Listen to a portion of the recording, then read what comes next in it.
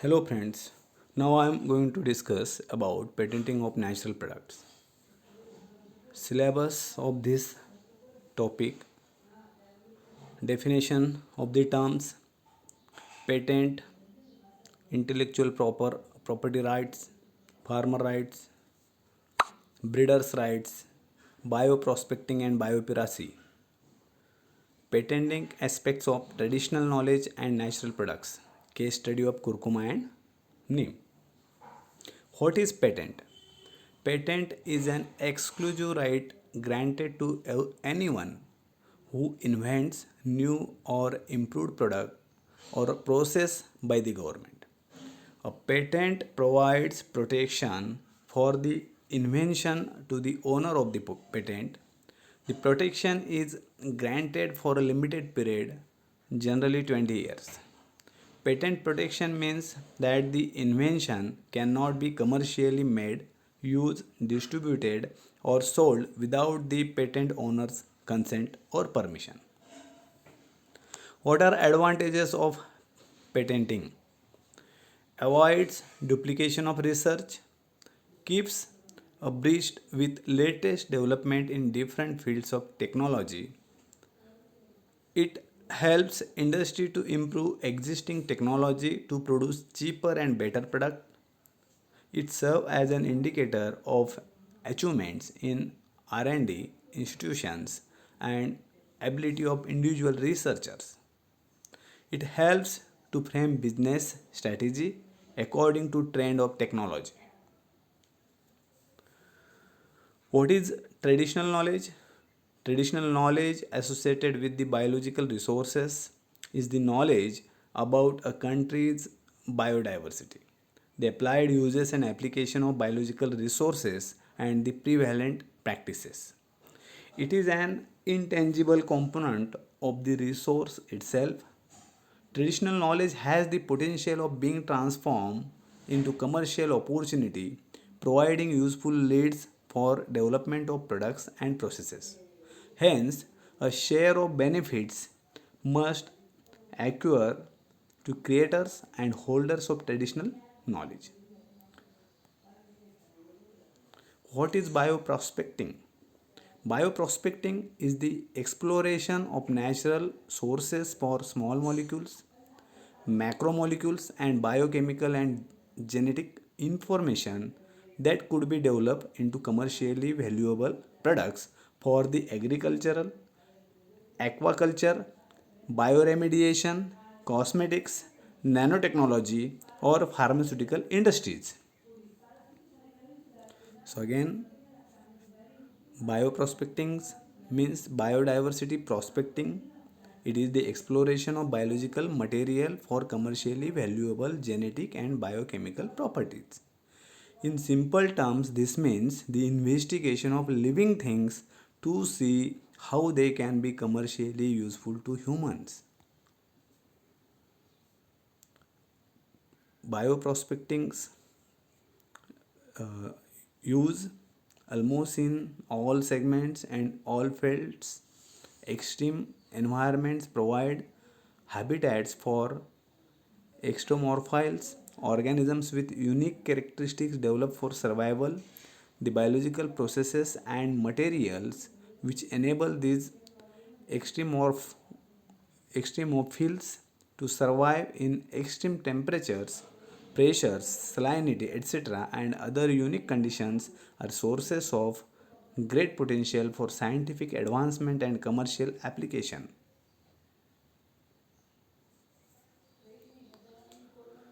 Bioprospecting is to find new resources and products from nature that can be used by humans. It improving human health through both medicine and better nutrition are key focal areas. It plays a dominant role in discovering leads for drug development since existing or known compounds for developing drugs for human use are limited. Who does bioprospecting? Pharmaceutical, agribusinesses. Agribusinesses includes biotechnology, seed, crop protection, and horticulture industries, cosmetic and personal care, fragrance, botanicals, and the food and beverage industries. The pharmaceutical and agribusiness sectors are more involved. What is biopiracy? Misappropriation of traditional knowledge for the purpose of seeking exclusive patent ownership over that knowledge. The process through which the rights to genetic resources and knowledge are erased and assumed by those who have exploited indigenous knowledge and biodiversity. In short, misappropriation or misuse of traditional knowledge for the purpose or for getting patent of uh, product or process using traditional knowledge. So this is called biopiracy.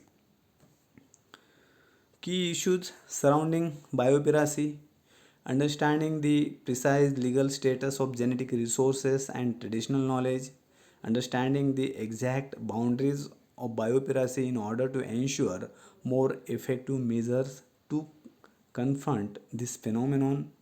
At present, bioinformatics, proteomics, genetic engineering, and synthetic biology, among others, promote more subtle ways of misappropriation and illegal access to and use of genetic resources and traditional knowledge.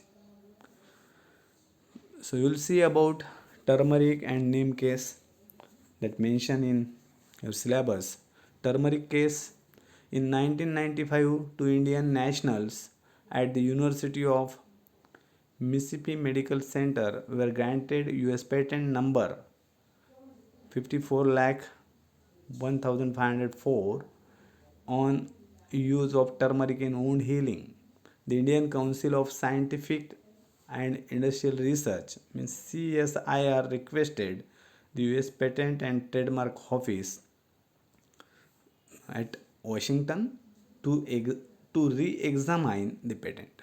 CSIR argued that turmeric has been used for thousands of years for healing wounds and rashes, and therefore its medicinal use was not novel.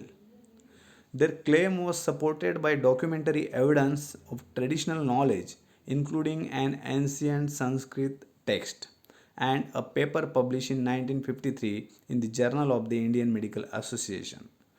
Despite arguments by the patentees, the USPTO means US Patent and Trademark Office at Washington upheld the CSIR objections and revoked the patent. Basmati rice case.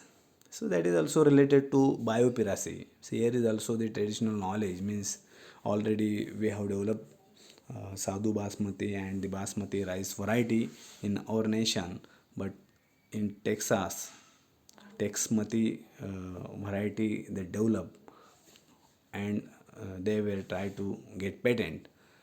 So, see, in late 1997, an American company, Rice Tech Inc., was granted a patent by the US Patent Office to call the aromatic rice grown around India Basmati.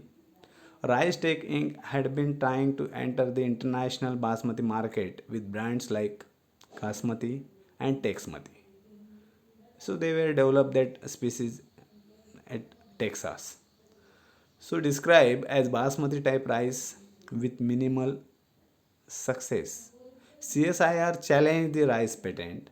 After re-examination, the USPTO disallowed all the physical characteristics claims. The Indian government, a strong advocate of geographical indications for food products, claimed victory when the USPTO limited the number of claims granted to Rice Tech. Rice Tech still has a patent and can still call its rice basmati. NIM patent revoked by European Patent Office. After a 10-year battle, one of 65 patent given to various products derived from the name tree was revoked by the European Patent Office in an appeal by the patent holder against the revocation decision at the first instance. Indian NGO, European NGO, and European Green Party parliamentarian filed the opposition against W.R. Grace and the US Secretary of Agriculture. Ground of revocation, no novelty as the use was in the public domain already. Means the use of neem for 1,000 years ago. So there is no any new invention. So they claim so that done by US Secretary and the W.R. Grace jointly, so that claim revoked by European Patent Office. Thus, there must be a caution against FTAs facilitating broad and invalid patents. Protection of Plant Varieties and Farmers' Rights Act 2001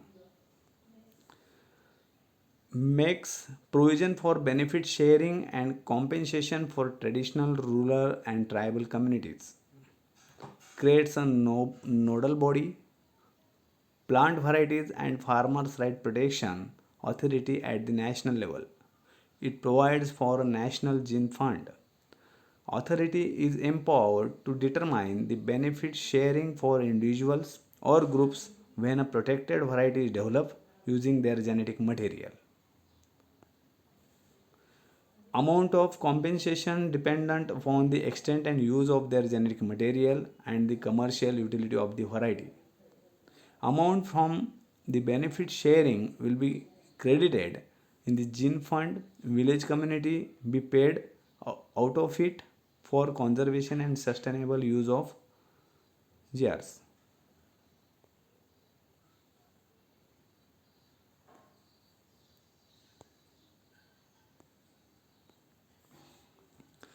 Next, plant breeders' rights. Plant breeders' right, also known as plant varieties rights, are rights granted to the breeder of a new variety of plant that give the breeder exclusive control over the propagating material, including seed cuttings, divisions, tissue culture, and harvested materials, cut flowers, fruits, foliage of a new variety for a number of years. With these rights, the breeder can choose to become the exclusive marketers of the variety or to license the variety to others. In order to qualify for these exclusive rights, a variety must be new, distinct, uniform, and stable. A variety is new if it has been commercialized for more than 1 year in the country of protection. Distinct if it differs from all other known varieties by one or more important botanical characteristics such as height, maturity, color, etc. Uniform if the plant characteristics are consistent from plant to plant within the variety. Stable if the plant characteristics are genetically fixed and therefore remain the same from generation to generation or after a cycle of reproduction in the case of hybrid varieties. The breeder must also give the variety an acceptable denomination which becomes its generic name and must be used by anyone who markets the variety. Thank you one and all.